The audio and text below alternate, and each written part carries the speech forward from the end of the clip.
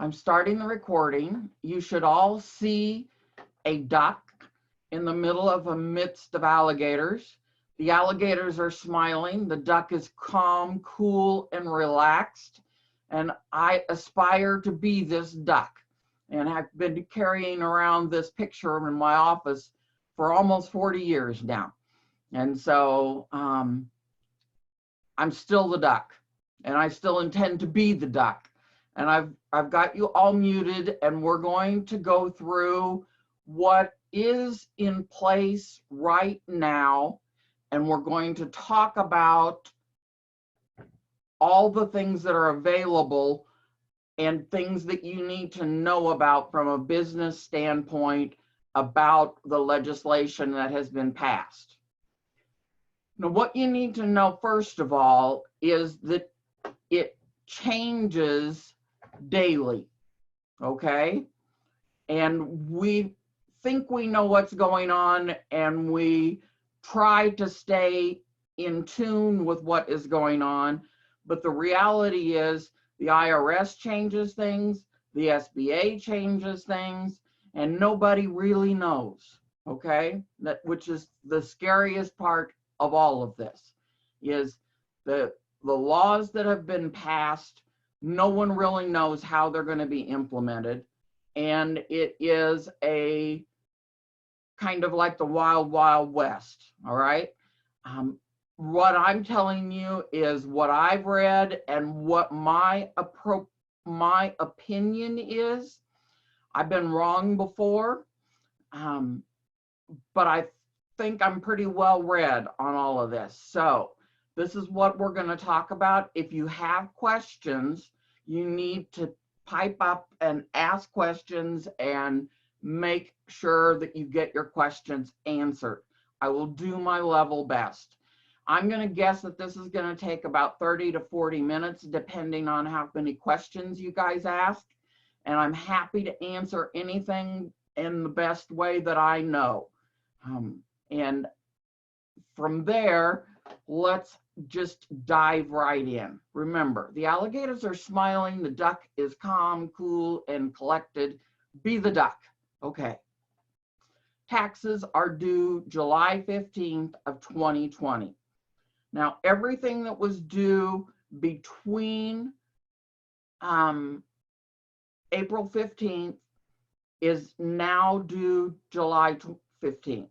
So any estimated taxes, if you had your April estimate and your June estimate, those estimated taxes are due July 15th.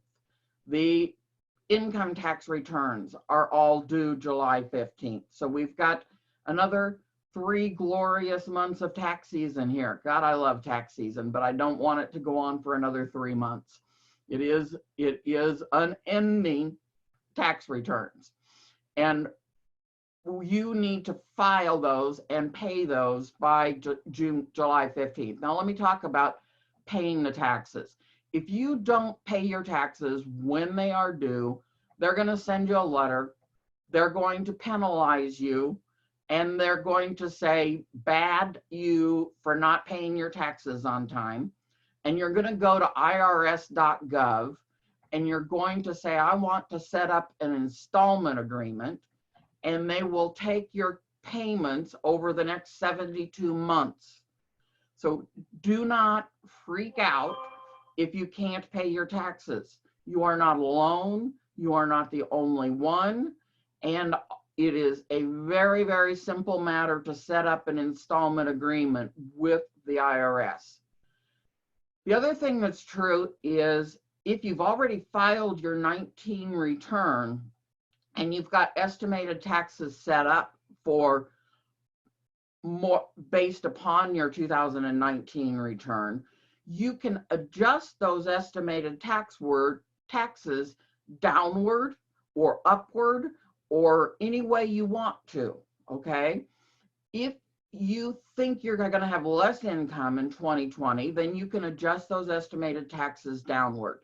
If you think you're going to have more income in 2020, which is possible, feasible, and not out of the realm of reality, then you need to adjust the estimated taxes upward. We have what is called a pay-as-you-go system. And what that means is you're required to pay your taxes throughout the year. When you're an employee, there's withholding on those taxes, and it's paid in every 2 weeks or every month or however frequently you're paid. And estimated taxes are for self-employed people to pay in the taxes that they expect they're going to owe, so that when we get to April 15th of 2021, you should owe no more than $1,000 because you've paid in your estimated taxes. Now, they are an estimate. They are a guess. If you're not right, the world does not end. They do not come and take you away. They do not want to put you in jail and feed you in jail, okay? All there's going to be is a small penalty on your tax return for not making the proper estimated taxes. So do not be afraid of not making your estimated taxes if you don't have the cash flow to do it.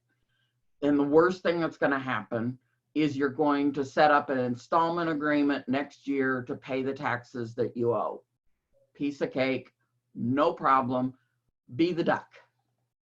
Now, cash flow. Cash flow is the scariest thing that is going on right now. And my advice to you is this is not a good time to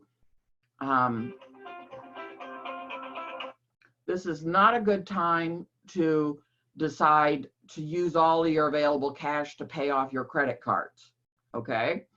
It is a good time to make the minimum payment on your credit cards, make the minimum payment on anything that you can, and conserve the cash you have on hand. And I always advise having what I call a Money Monday. And what that means is this: you sit down and you say, how much money do I have right now in the bank, in my business checking account? What bills do I have to pay this week? What money is coming in this week? Pay the bills to the best of your ability. Call them if you can't pay your bills. If you cannot make payments, the best thing you can do is call that person or that business and tell them and talk to them. Because most people are going to work with you if you communicate. If you don't communicate with them, then you're going to have problems. And so you just simply need to keep the lines of communication open. Now, I go through this on Monday morning, and then I turn it off, and I stop thinking about it. And I look at it again the following Monday morning. And they spend the rest of the week trying to think of creative ways that I can serve clients today in the current environment. What can you do to help someone else? What is in your skill set to make the world a better place? And spend the whole rest of the week doing that, okay? What can you do? There are a lot of things. Look at yoga teachers, for example.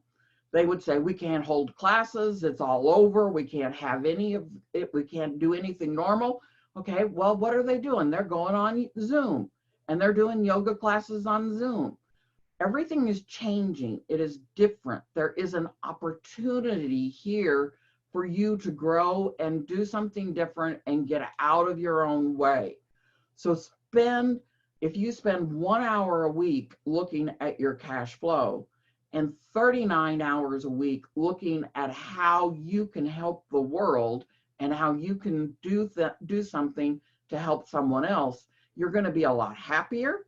You're going to get a lot better cash flow, and everything is going to go much smoother, okay?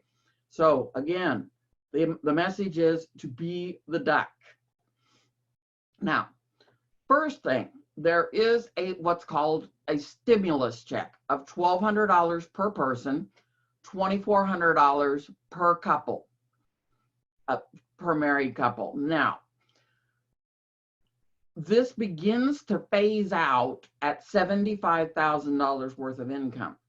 And at $99,000 worth of income, you do not get the $1,200 payment. It's going to be based on your 2018 or your 2019 taxes. So you look at your adjusted gross income on the most recently filed tax return, and it's under $100,000, you're going to get a stimulus payment. $75,000, you're going to get the maximum. $100,000, you're not going to get any. So if you're a married couple and your income is $150,000, you're not going to get any check. If you are a married couple and your income is under $150,000, you're going to get a $2,400 check. Now, this is kind of a deceptive thing. It is an advance credit from your 2020 tax return. They expect, the last I read was that the payments will start going out on the 13th of April. And how long it will take them, I'm not sure. They're going to put it in your direct deposit information if they have the direct deposit information.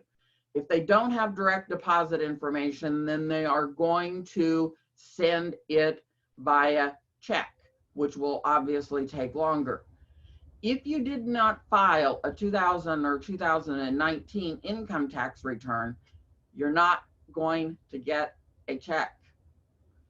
If you should get a check and didn't file those returns because you weren't required to, you should go onto the IRS's website at irs.gov, and there is a place for you to fill in your information so that they can direct deposit your check.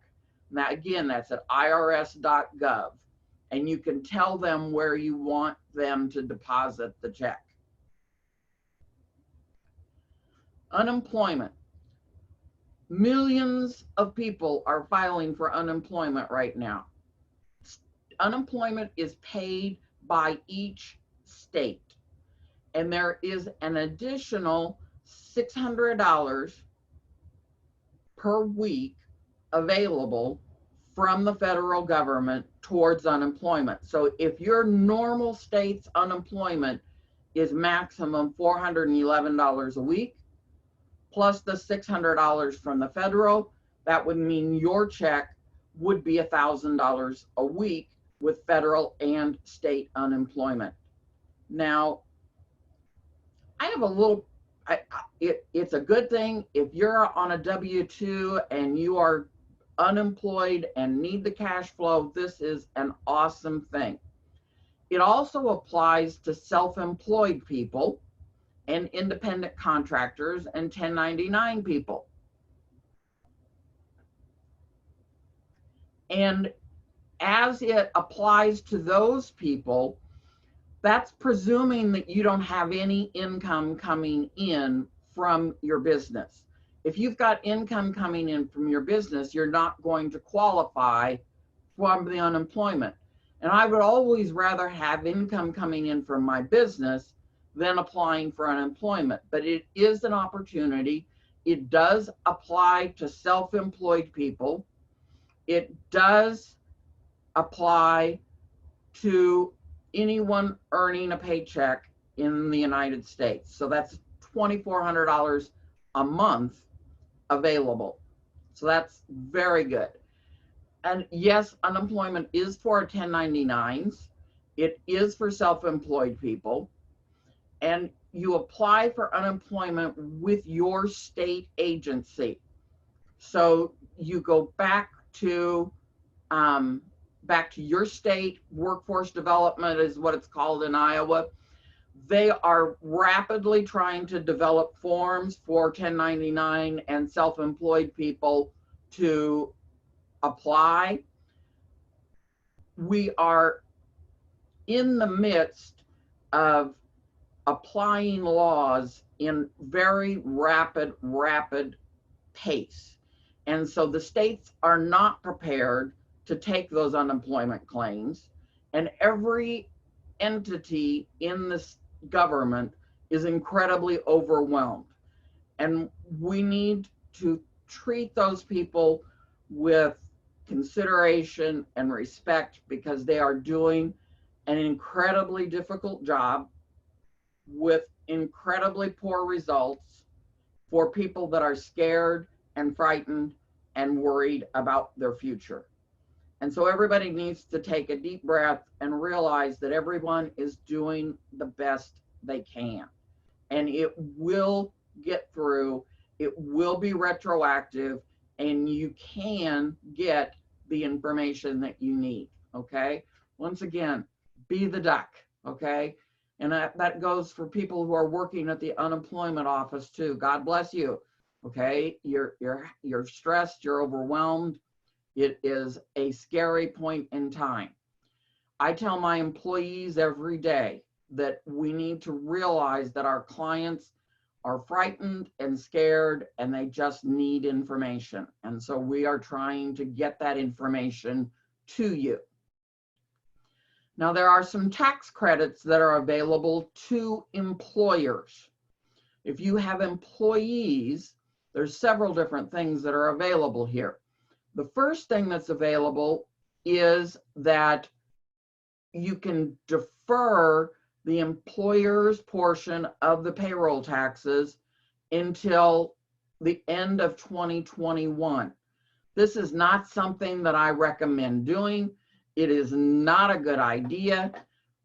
If there's one area that I've seen people get in trouble with, it is payroll taxes for their employees, because it's a very easy number to rob from it and say, I think I'll pay it next week.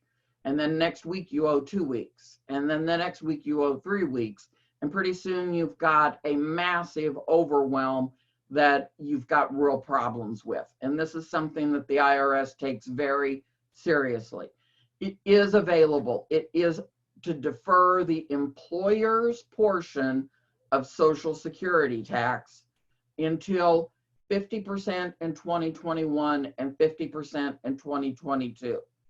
This would probably be the last thing that I would take credit for. There is also credits for if you're paying payroll to employees that are one of 3 things. If they are sick with COVID right now and you pay them their salary, you're entitled to a tax credit on your payroll tax return.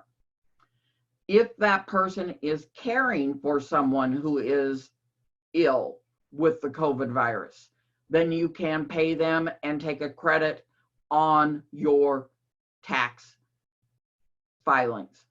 The third one is actually the one that I think is hitting most everybody, because if you have children that are not able to go to school and you are caring for those children, there is a tax credit available on the wages that you pay that person, up to $10,000 per person, up to $200 a day. Now that, for most small employers, is a really big deal. You're required to pay people in all 3 of those circumstances. You have to pay them, and you're going to get a dollar for dollar tax credit on your payroll taxes, which is awesome, okay? But they have to meet each one of those 3 criteria. They have to be ill, they have to be caring for someone who is ill, or they need to be caring for children that are out of school because of the virus. Now, some schools are closing until next fall, so this can amount to some money, and it is something that you need to pay attention to if you have employees that fall in any of these categories. I have 2 employees that hit these categories. One has a 1-year-old and a 3-year-old, and the other one has a 5 and a 9-year-old, okay? They do not have availability of somewhere for those children to go, and they need to be able to be paid so that life goes on, okay? So those are tax credits that are available. SBA loans, oh my God. The SBA, God bless the people at the SBA, because they are seeing more loans than they have ever seen in their existence. And they're dealing with people who are frustrated and angry and scared, and they don't answer their phone, for one thing, okay? And so getting information is really challenging and figuring out. There are still traditional SBA loans that require a lot of documentation that are available. There's two kinds of SBA loans that I want to talk about that are neither one traditional SBA loans, and they do not require the documentation that traditional loans require. It's much more limited. Now, the first one of these is called the Economic Injury Disaster Loan, okay?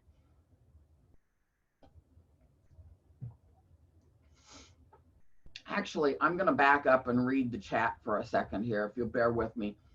If you don't qualify based on the stimulus check, if you don't qualify based on the 18 taxes, but would qualify based on 19, yes, I would file the 19. You want to file the 19 as early as possible. Be the duck. Okay. The economic injury disaster loans, I'm going to call them EIDL loans. Those loans are applied for directly with the SBA. There is a link on my website that you can go to click on to apply for the disaster loans. It goes directly to the SBA, and it has a relatively simple form that you need to complete. The only two pieces of financial information that you are going to need to know is what your income was from February 1st of 2019 through January 31st of 2020, and what your total expenses were for the same period. Those two numbers are the only numbers that you're going to put on this form, besides the number of employees that you have. And they will tell you how much you qualify for. And I have yet to see any detailed explanation of how much money people are going to qualify for. They will allow up to $25,000 without collateral, and they may increase that. I've seen something that said it was going to 200,000 without collateral, but that did not come from the SBA, and so I'm taking that for what it's worth. I don't know that. There is nowhere on the iLoan application that you say how much money you want. There is a box that says that I want to be considered for the $10,000 upfront grant. That $10,000 upfront is a grant. It does not need to be repaid. And I have yet to know of anybody that has received the money. Now, they had said it was going to be within 3 days. Now they're saying it's going to be within a week of the time they review your application. I don't know. My advice is to apply for it as soon as possible. Fill in the criteria, and they will tell you what you qualify for, okay? And that is the best we can do. One thing that I have read is that it is going to be $1,000 an employee up to $10,000. Now, it is also available to self-employed people. And self-employed people are going to go to their Schedule C, and they're going to look, I believe it is line 31 on the Schedule C, what your total net income from the Schedule C is. And that is the number that you're going to use for the disaster loan criteria. Okay. Okay. If you don't have any employees, you should still apply for it. I don't know what calculation they're going to apply for it. But my advice is it's always better to apply for it. In general, it is supposed to refer back to the last 6 months of expenses and not look at your revenue, not look at your income, but look at your expenses for the last 6 months. So what you're going to qualify for, you may or may not qualify for the $10,000 up front. They will review the loan. If you don't qualify for the $10,000 up front, you may still qualify for the disaster loan. And it is possible that you will get a greater amount of money than the $10,000. So always, everyone has been impacted by this or might be impacted by this, and you should file. It is, again, on the SBA site directly with the SBA. Okay. This is not an SBA Express bridge loan up to 25K. It's its own critter. It's its own animal. That is a different kind of loan. This disaster loan will be based on expenses, and it will be based upon, I believe, credit score. And I've got a question. It's income from February of 19 through January of 2020. That's where your criteria needs to be. Okay? Does that make sense? I'm looking at the chat to see if there's anything here that if you don't have any employees, you're still eligible for the economic disaster loan. You have to file. You may not be eligible for the $10,000 grant up front. Okay. They will run out of money. And whether there'll be more or not remains to be seen. Okay. But it is important to get it filed as quickly as possible. So that's one kind of SBA loan. And I wanna, if you unmute yourself and ask a question, this would be a good time to do it, because I'm going to talk about the PPP loans next. If you have not filed 19, then you're going to use 18. The impact is on all of us going forward. Lee. Oh, somebody is unmuted. Do you have a question?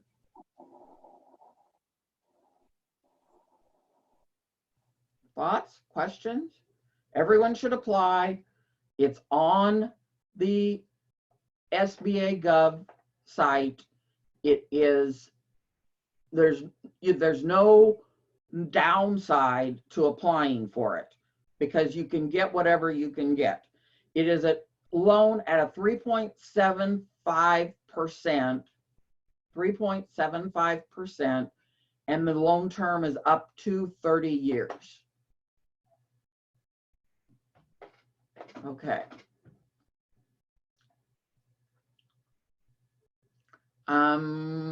There is a link. I have a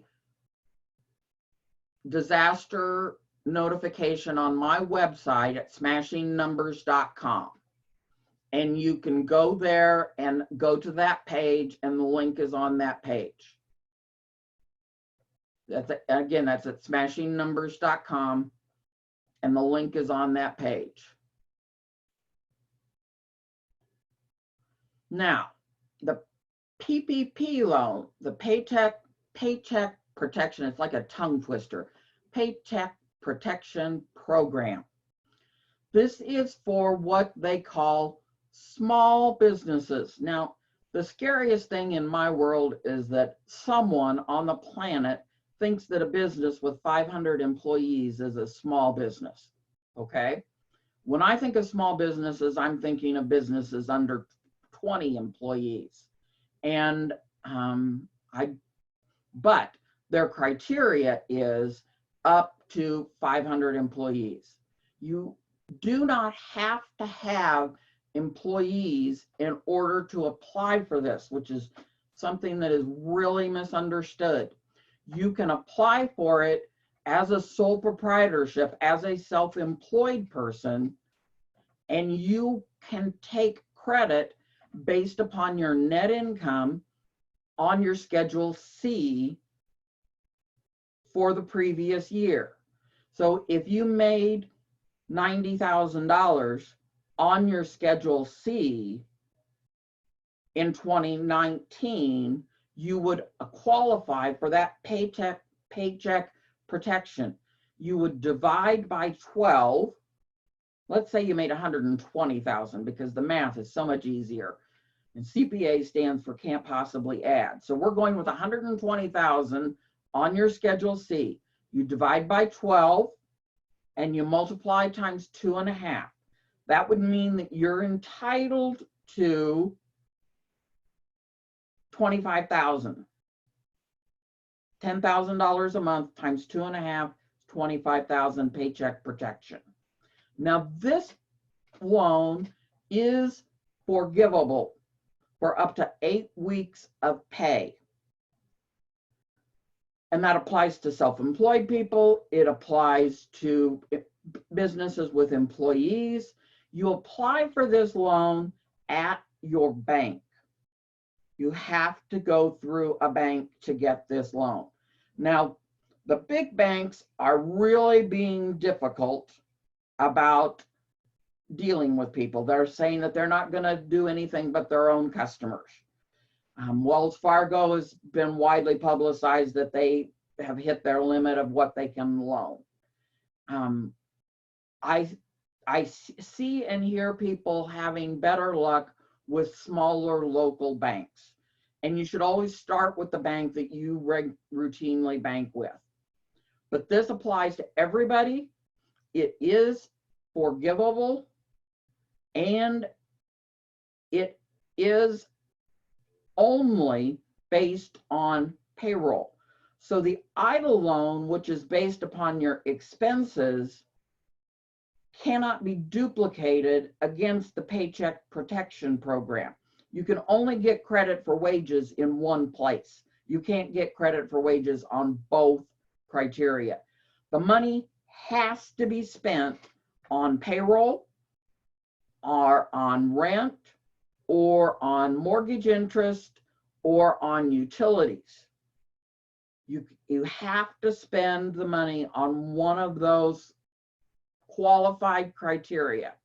And what's going to happen is you're going to get the Paycheck Protection Loan, you're going to spend the money on payroll, and then June 30th, you're going to file paperwork with your bank that says, I qualify for this to be forgiven. And it will be forgiven to the extent that you have used it for an appropriate purpose. If you haven't used it for an appropriate purpose, then it's going to turn into a loan.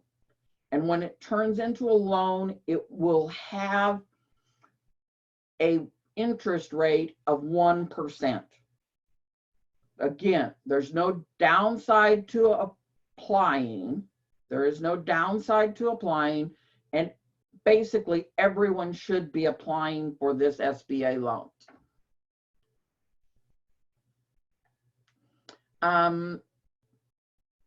The PPP loan, you're going to get 8 weeks of payroll forgiven.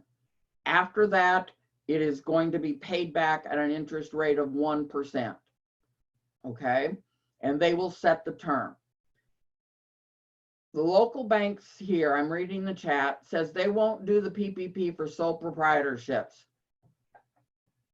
The scary part is that local banks don't have the resources that they need to understand. If your bank declines to do the loan, that is at their discretion, okay? But you need to check with someone else. And there are all kinds of companies on the internet that are providing these loans, okay? There are abundant places to go and apply. It's not a hard application. It wants to know what your average monthly payroll was. It multiplies it times 2.5%, 2.5 times 2.5, and it asks you how many employees you have. It is very easy. I worked through with a client on the EIDL loan, took us 8 minutes to complete it, okay? The application is easy. You're also going to need to provide payroll tax documentation or a copy of your Schedule C. And the banks can require whatever they want to require, okay? They administer it. It is through your local bank. If you, I'm looking at the chat here. Give me a second. The local bank says that they're not going to do it for a sole proprietorship independent contractor. Again, you're going to have to find a lender that will. And they're out there. They're available. And some of them are a little shadier than others, but it is available. It is an option. In the next question is, should I apply for a regular job, but I'm self-employed and file a Schedule C? That depends on the income on your Schedule C, okay? If you have $120,000 income on that Schedule C, then I would apply for it. There's no downside in applying for it, okay? They are going to be limiting funds, but they're talking about adding more to it. Startup businesses, the other thing that is interesting is that you have to have been in business on February 15th of 2020 in order to qualify. And if you weren't in business on February 15th, I talked to a gym, a partnership that opened a gym, and they opened it on February 28th. And I can't think of anything they can do to help themselves at this point because it is after the cutoff date. And so startup businesses, that you have to have been in business by February 15th to qualify. If you have a loss, they're not going to have anything to base the Paycheck Protection loan on. So it's going to be based on income. It is not going to be based on losses. They're not going to reimburse you for losses that you have taken on. Okay. How are we doing? It is 11:43. I would love to know, you can go to my website.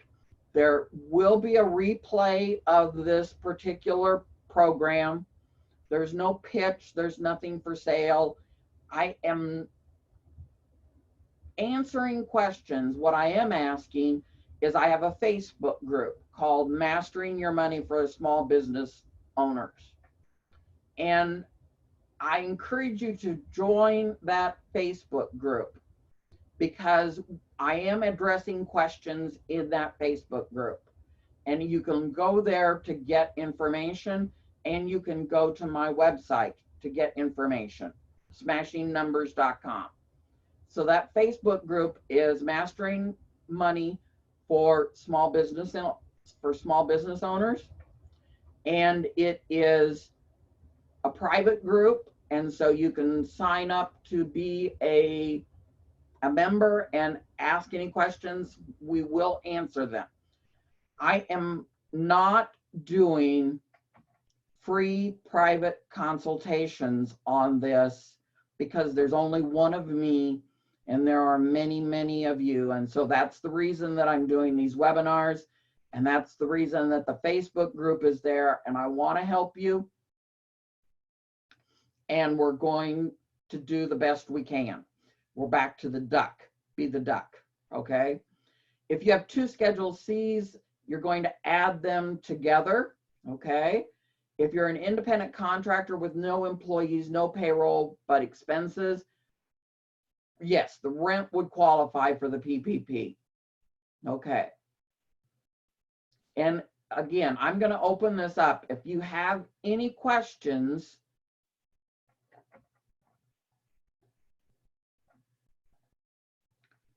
I want to address your questions, and I will stay here as long today as we need to stay here, okay?